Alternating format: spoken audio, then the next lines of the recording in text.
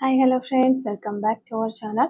ഇന്നത്തെ റീഡിങ്ങിൽ നമ്മൾ നോക്കാനായിട്ട് പോകുന്നത് നിങ്ങളുടെ വ്യക്തിയെ നിങ്ങൾ കണ്ടുമുട്ടാൻ ഉള്ള ആ ഒരു നിയോഗം എന്താണ്, അതുപോലെ തന്നെ അവരുമായിട്ട് ഒരുമിക്കാനായിട്ട് നിങ്ങൾക്ക് സാധിക്കുമോ? ഈ രണ്ട് കാര്യങ്ങളാണ് നമ്മൾ വീഡിയോയിലൂടെ നോക്കാനായിട്ട് പോകുന്നത്. അപ്പോൾ വീഡിയോയിലേക്ക് പോകുന്നതിന് മുമ്പായിട്ട് ആദ്യമായിട്ടാണ് ഈ ഒരു ചാനൽ കാണുന്നത്, ദയവായി സബ്സ്ക്രൈബ് ചെയ്തതിനു ശേഷം തുടർന്ന് കാണാനായിട്ട് ശ്രമിക്കാം. അതുപോലെ തന്നെ ഇതൊരു ജനറൽ റീഡിംഗ് ആണ്, ടൈംലെസ് ആണ്, ജനറൽലെസ് ആണ്. എപ്പോഴാണോ നിങ്ങൾ ഈ ഒരു വീഡിയോ കാണുന്നത് ആ ഒരു സമയം മുതൽ നിങ്ങൾക്കിത് റെസിനേറ്റ് ആയി തുടങ്ങുന്നതാണ്. ഇതിൽ വരുന്ന ക്ലൂസ്, സിറ്റുവേഷൻസ്, എനർജീസ് ഇതെല്ലാം നിങ്ങളുമായിട്ട് റെസിനേറ്റ് ചെയ്യുന്നുണ്ടെങ്കിൽ ഇതൊരു ഗൈഡൻസ് മെസ്സേജ് മാത്രമായിട്ട് എടുക്കാം. ഇനി റെസിനേറ്റ് ചെയ്യുന്നില്ല എന്ന് നിങ്ങൾക്ക് തോന്നുകയാണെങ്കിൽ വിട്ടേക്ക്. ഫോഴ്സ്ഫുള്ളി ആരും റെസിനേറ്റ് ചെയ്യാനായിട്ട് നിൽക്കരുത്. പോസിറ്റീവായിട്ട് തിങ്ക് ചെയ്യുക. നല്ലൊരു റീഡിങ് കിട്ടാനായിട്ട് പ്രാർത്ഥിക്കാം. അപ്പോൾ നമ്മളിവിടെ നോക്കുന്നത് നിങ്ങളുടെ വ്യക്തിയെ നിങ്ങൾ കണ്ടുമുട്ടാൻ ഇടയായിട്ടുള്ള ആ ഒരു നിങ്ങൾ തമ്മിലുള്ള ആ ഒരു നിയോഗം എന്താണ്, അതുപോലെ തന്നെ അവരുമായി ഒരുമിക്കാനായിട്ട് സാധിക്കുമോ എന്നുള്ളൊരു കാര്യമാണ്. നിങ്ങളും ഈ ഒരു വ്യക്തിയുമായിട്ടുള്ള ഈ ഒരു റിലേഷൻഷിപ്പിന്റെ നിയോഗം എന്താണ്, അതുപോലെ തന്നെ നിങ്ങൾക്ക് ഈ ഒരു ചിലപ്പോൾ നിങ്ങളിപ്പോൾ സെപ്പറേഷനിലായിരിക്കാം, അപ്പോൾ വീണ്ടും നിങ്ങൾക്ക് ഒന്നിക്കാനായിട്ട് സാധിക്കുമോ, ഈ ഒരു കാര്യമാണ് നമ്മളിവിടെ നോക്കുന്നത്. വീണ്ടും നിങ്ങൾക്ക് ഒരുമിക്കാനായിട്ട് സാധിക്കുമോ, എന്താണ് നിങ്ങളുടെ ഈ റിലേഷൻഷിപ്പിൽ നിങ്ങൾ കണ്ടുമുട്ടാൻ ഇടയായിട്ടുള്ള ആ ഒരു നിയോഗം എന്താണ് എന്നുകൂടി നമ്മളിവിടെ നോക്കുന്നുണ്ട്.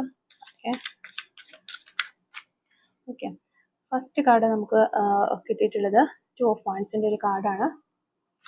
സെക്കൻഡ് കാർഡ് 9 of Cups ആണ്. Third card Knight of Pentacles, the Tower, Knight of Cups, King of Cups, King of Swords, 6 of Pentacles, 6 of Swords, 8 of Wands,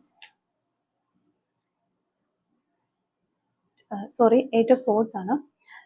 10 of Wands, 2 of Pentacles. Okay, നമുക്ക് ഇവിടെ master card കിട്ടിയിട്ടുള്ളത് 10 of Swords ആണ് നമുക്കിവിടെ master കാർഡായിട്ട് കിട്ടിയിട്ടുള്ളത്.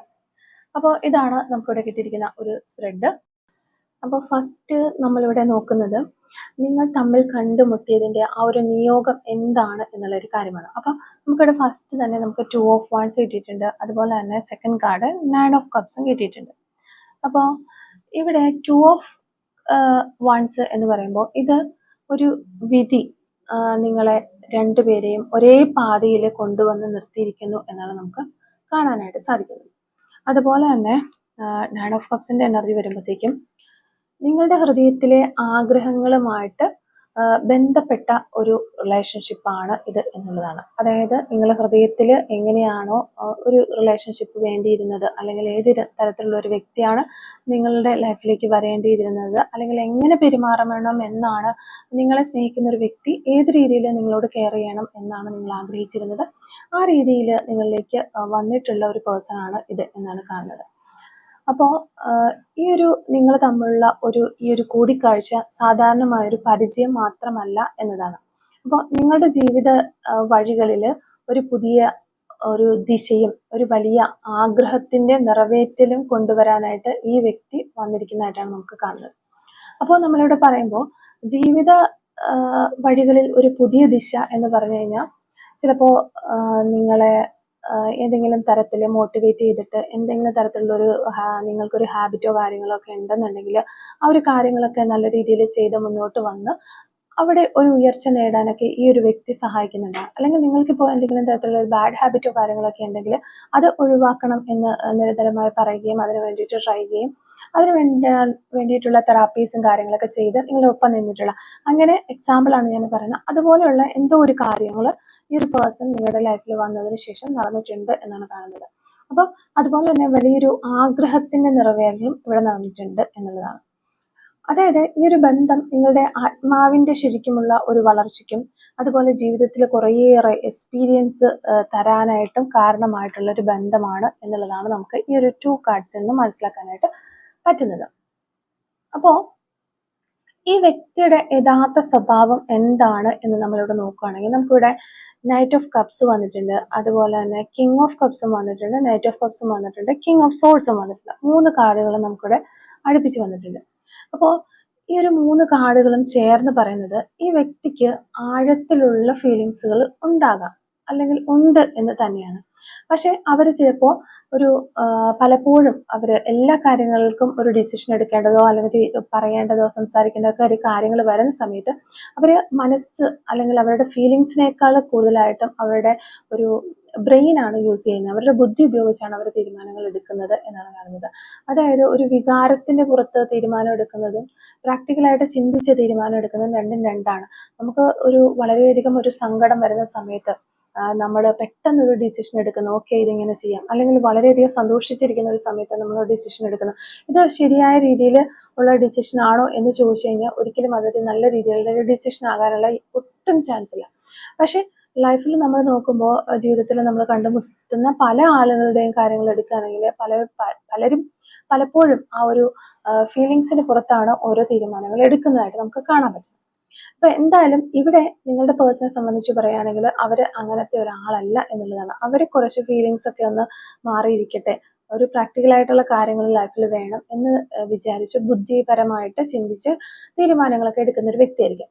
ഒരു പക്ഷെ അവര് ഒരു സ്നേഹം കാണിക്കാനായിട്ട് അല്ലെങ്കിൽ സ്നേഹം പ്രകടിപ്പിക്കാനായിട്ട് അറിയാത്ത വ്യക്തികളായിരിക്കാനും ചാൻസ് ഉണ്ട്.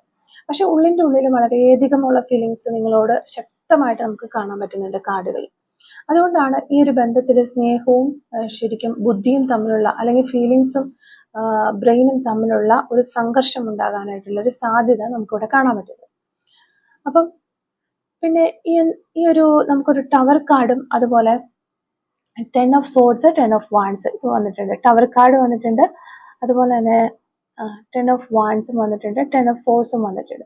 അപ്പൊ ഈ ഒരു 3 കാർഡുകൾ പറയുന്നത് ഈ ഒരു ബന്ധത്തിൽ അപ്രതീക്ഷിതമായിട്ടുള്ള ഒരു സംഭവം അല്ലെങ്കിൽ ഒരു വഴിത്തിരിവ് ഉണ്ടാകും എന്ന് തന്നെയാണ്. അപ്പൊ നിങ്ങൾ പ്രതീക്ഷിക്കാത്ത എന്തോ ഒരു കാര്യങ്ങൾ ഈ ഒരു ലൈഫിൽ വരാനായിട്ട് പോകുന്നു എന്നുള്ളതാണ്. ചില സമയങ്ങളിൽ നിങ്ങൾക്ക് ഒരു ലൈഫിൽ വളരെയധികം വേദന തോന്നുന്ന, നിരാശ തോന്നുന്ന ആ ഒരു സമയങ്ങളിലൂടെയൊക്കെ നിങ്ങൾ കടന്നു പോകുന്നുണ്ടാകാം. ഒരാൾക്ക് ഈ ഒരു റിലേഷൻഷിപ്പ്, നിങ്ങളുടെ രണ്ടുപേരുടെ റിലേഷൻഷിപ്പിൽ ഒരാൾക്ക് ഈ ഒരു റിലേഷൻഷിപ്പ് വളരെയധികം ഒരു റെസ്പോൺസിബിലിറ്റി, ഒരു ഭാരമായി തോന്നിയ സമയം ഉണ്ടായിട്ടുണ്ട് എന്നുള്ളതാണ്.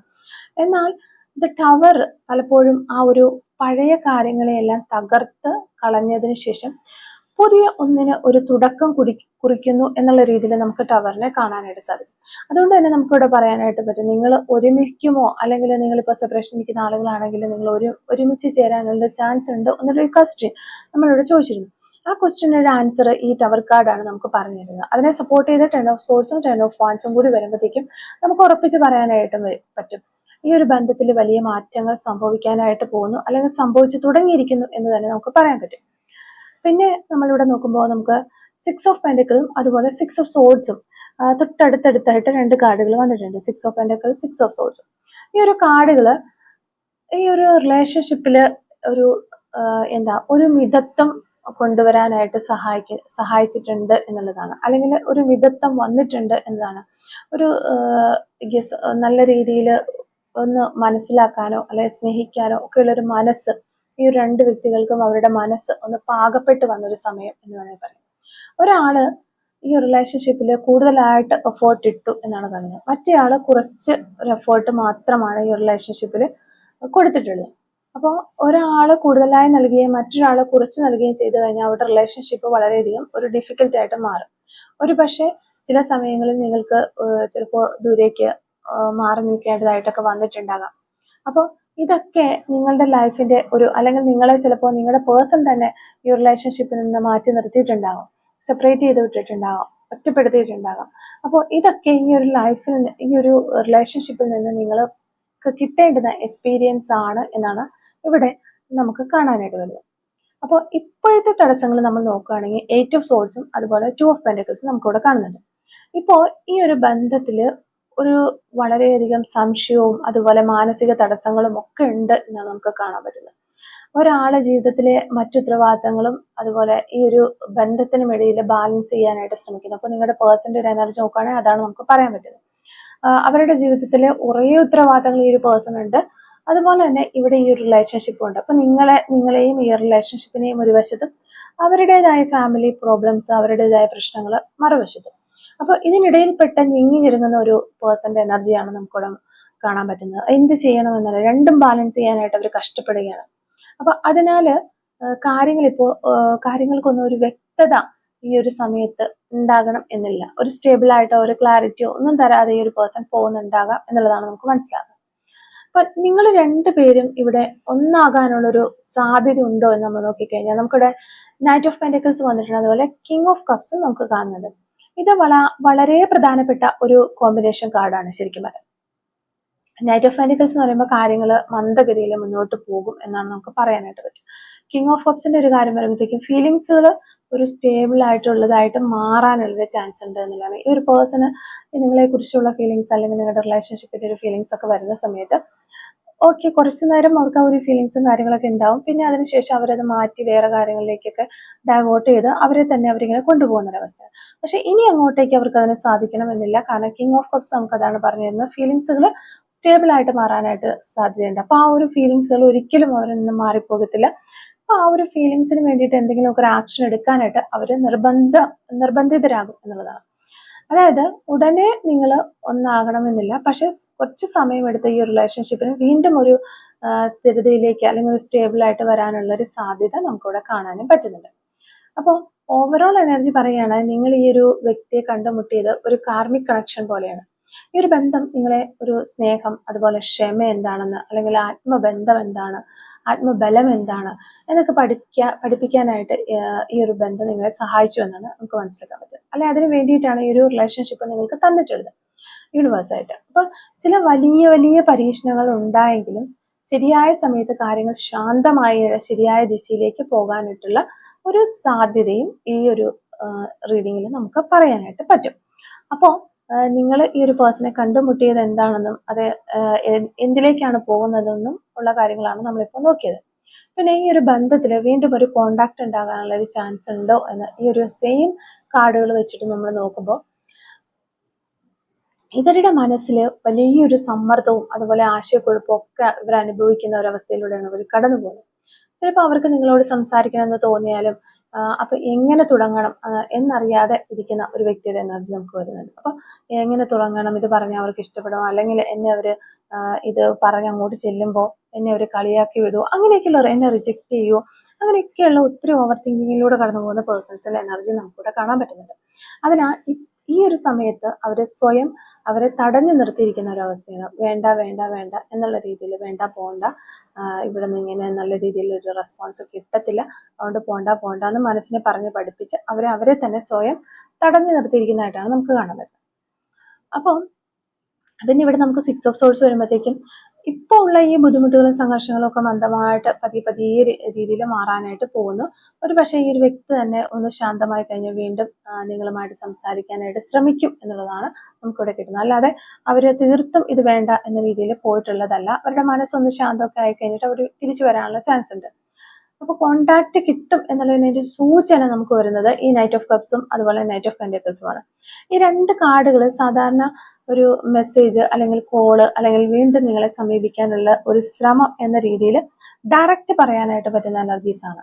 അപ്പോൾ നൈറ്റ് ഓഫ് കപ്സ് പലപ്പോഴും വികാരത്തോടു കൂടി അതായത് ഫീലിങ്സോടു കൂടി വരുന്ന ഒരു കോണ്ടാക്ട് ആണ് ശരിക്കും പറയാം. പിന്നെ നൈറ്റ് ഓഫ് പെന്റക്കിൾസിൽ കാണിക്കുന്നത് അത് വൈകിയാണ് വരുന്നതെങ്കിൽ സ്റ്റേബിൾ ആയിട്ട് വളരെ പ്രാക്ടിക്കലായിട്ട് ചിന്തിച്ച് ഒരു ഡിസിഷൻ എടുത്ത് ഒക്കെ വരാനുള്ള സാധ്യതയും കാണുന്നുണ്ട്. അപ്പോൾ രണ്ട് കാർഡുകൾ നമുക്കിവിടെ വന്നിരിക്കുന്നതുകൊണ്ട് തന്നെ അവർ തീർച്ചയായിട്ടും നിങ്ങളിലേക്ക് വരും എന്ന് നമുക്ക് ഉറപ്പിച്ച് പറയാൻ പറ്റും. പിന്നെ ഇവിടെ ഒരു 2 ഓഫ് പെന്റക്കിൾസിന്റെ കാർഡ് വന്നുകൊണ്ട് അവരിപ്പോഴും ജീവിതത്തിലെ മറ്റു കാര്യങ്ങളുമായിട്ട് ഈ ഒരു ബന്ധവുമായിട്ട് ബാലൻസ് ചെയ്യാനായിട്ട് ശ്രമിക്കുന്ന എനർജീസ് ആണ്. അതിനുള്ള ഒരു കോണ്ടാക്ട് വന്നാലും അതൊരു ആദ്യം ഒരു സ്ലോയിലായിരിക്കും എന്നുള്ളത് നിങ്ങളൊന്ന് മനസ്സിലാക്കിയിരിക്കണം. പിന്നെ ഈ കാർഡുകളെല്ലാം കാണിക്കുന്നത് ഈ ബന്ധത്തിൽ വീണ്ടും ഒരു കോണ്ടാക്ട് ഉണ്ടാകാനുള്ള ഒരു സാധ്യത ഉണ്ട് എന്ന് തന്നെയാണ്. പക്ഷെ അത് അപ്രതീക്ഷിതമായി അല്ല, കുറച്ചൊരു സമയമെടുത്ത് മന്ദഗതിയിൽ വരാനുള്ള ചാൻസ് ആണുള്ളത്. അപ്പൊ ഈ ഒരു കോണ്ടാക്ട് പലപ്പോഴും ഒരു മെസ്സേജ് അല്ലെങ്കിൽ ഒരു ചെറിയ കോൺവെർസേഷൻ ആയിട്ട് വീണ്ടും തുടങ്ങാനുള്ള ഒരു ചാൻസ് നമുക്ക് കാണാൻ പറ്റുന്നത്. അപ്പോൾ ഇത്തരം കാര്യങ്ങളാണ് ഈ ഒരു റീഡിങ്ങിൽ നിന്ന് നമുക്ക് മനസ്സിലാക്കാനായിട്ട് പറ്റിയിട്ടുള്ളത്. അപ്പോൾ കുറച്ച് ക്ലൂസും കൂടെ നമുക്കൊന്ന് എടുത്ത് വെക്കാം. ഈ റീഡിങ്ങുമായിട്ട് റിലേറ്റ് ചെയ്ത് വരുന്ന കുറച്ച് ക്ലൂസ് റിലേറ്റഡ്.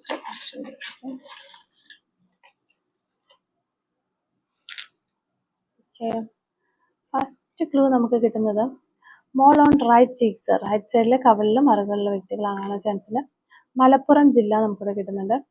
1111 എന്ന് പറയുന്ന ഏഞ്ചൽ നമ്പർ കിട്ടുന്നുണ്ട്. 1990 എന്ന് പറയുന്നൊരു വർഷം കിട്ടുന്നുണ്ട്. സെൽഫ് എംപ്ലോയി, സ്വന്തമായിട്ട് ബിസിനസ് ഒക്കെ ചെയ്യുന്ന വ്യക്തികളാകാനുള്ള ചാൻസ് ഉണ്ട്. ഡ്രൈവർ എന്ന് പറയുന്ന ക്ലൂ കിട്ടുന്നുണ്ട്. പാലക്കാട് ജില്ലയിൽ നിന്നുള്ള വ്യക്തികളായിരിക്കാം. പേഷ്യൻസ്, ക്ഷമയുള്ള വ്യക്തികളായിരിക്കാം.